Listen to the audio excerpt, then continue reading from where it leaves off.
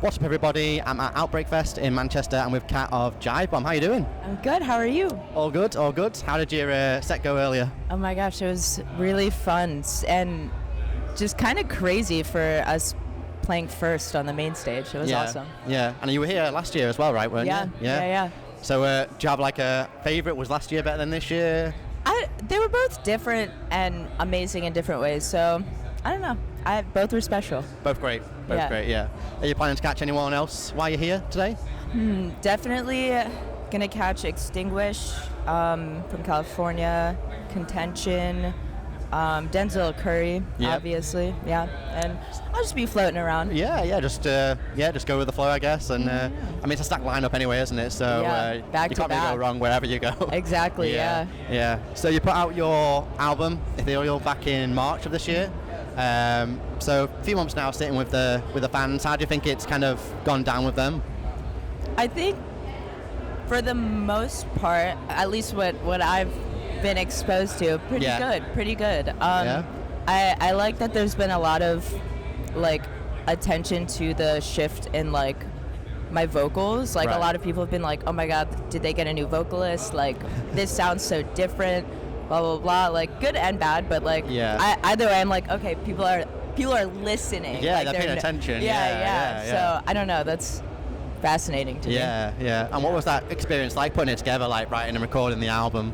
Oh, it was very grueling because we were touring super heavy for like a year or two, and we didn't really have a lot of time to like sit down and get together and write, and I think that's the best way that we write new songs. And so then like we had a couple songs here and there, and then like a year went by and we were like, okay, we gotta lock in, like what can we do, what can we make, and like I don't know, I think it came together very beautifully and organically, and I feel like there's pieces of everyone in the band on the record, and I don't know, it feels very uniquely us. So, I guess that's kind of the pros and cons, isn't it? Like you're on the road, like it's fun being on the road and touring and stuff, but like it's gonna be hard to kind of focus on putting songs together and making like a cohesive album and stuff. And like some bands I've heard like can write on the road. We are not one of those bands. We are not one of those bands, but I'm glad though, because we also, being on the road so much, we played with so many different bands that I feel like that also added to the inspiration and like creativity and stuff. So, I guess like when you're on the road as well, like you can see what kind of stuff goes really well live, and then you can kind of like translate that into like, hey, we can try and do something like this on the record. 100%. Yeah. Absolutely. Yeah. So do the characters on the album cover, do they have any names, or is that?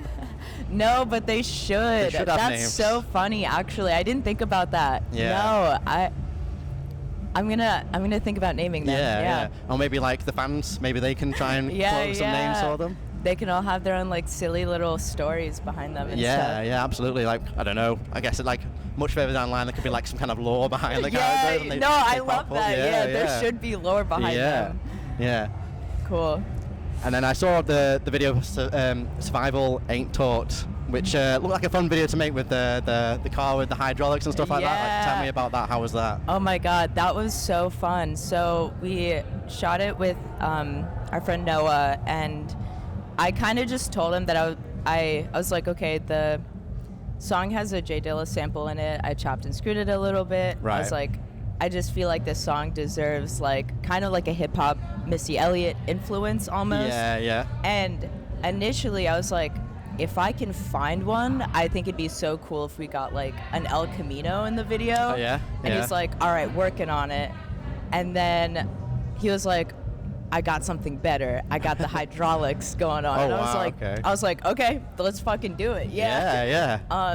But he definitely guided a lot of that video. Like, I feel like he understood the vision like straight away, and I don't know, it was so fun to do. Like, I don't think we've, as a band, none of us have ever like shot something like that before, and I don't know, it's awesome. I think it's really cool. Like, it kind of brings your personality across, like as a band, and I think in a lot of hardcore bands and stuff, like they take themselves seriously, whereas that, like, it just looks like you're having fun, just having a great time. Oh my god, 1000%. Yeah, that was like, so to me it's just like, it's silly.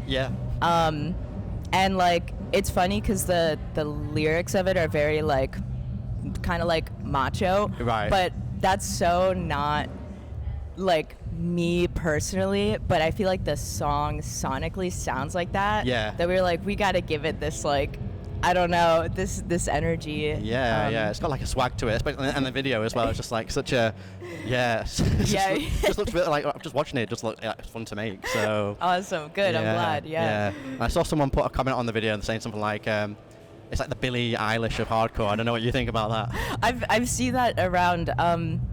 Hey, that girl can sing, so. Yeah. I'll take it. That's a compliment. Take that. But it must be so crazy for you guys, because I think the band started in 2021. It's like kind of like during obviously the lockdown's happening there, and it's just like, let's just do it for fun. Let's just write a few songs. If we do a show when things are normal, even better. Yeah. But not only are you doing shows, this is your second time at Outbreak. You've got a full-length album out there. Like, how does that feel to know that it was just like a small kind of seed of an idea back then, and a few years later, I mean, here you are. Yeah, I mean, it feels crazy. I don't know that it ever won't feel crazy, because like you said, like it was never, the concept and idea of JIVEBOMB was never supposed to be more than like a local band no one will ever remember or know about after like a month or something. Yeah. So I don't know, we're kind of just like, I'm like, let's just see what else we can do, and then like, some people are like, oh, like hardcore's not forever, and like ride it out, because one day, and I think that's such a like old head like mentality to be like, I don't know, rock and roll is forever. It's as long as you want it to go. I don't know.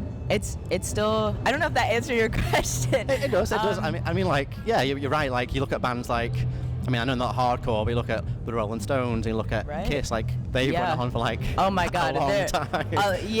A really long time, for sure. Yeah, I don't know, it's crazy. I'm very grateful. I'm especially grateful that it started off with all of my friends. So I would hate to be, you know, in the UK with a bunch of dudes that aren't my best friends. Or that I'm like, they're all right. But like, I genuinely love all of them, and I think they're like the most talented people that I know. And so I'm like, oh my God, they're like, this is so cool. We get to do this together and you know, see how far we can take it. Yeah, it just makes it easier, doesn't it? Because like, you know, touring is great, but there's obviously like downsides to it, so that you're there with your friends or people that you actually enjoy spending time with just makes it so much easier. For sure. Yeah.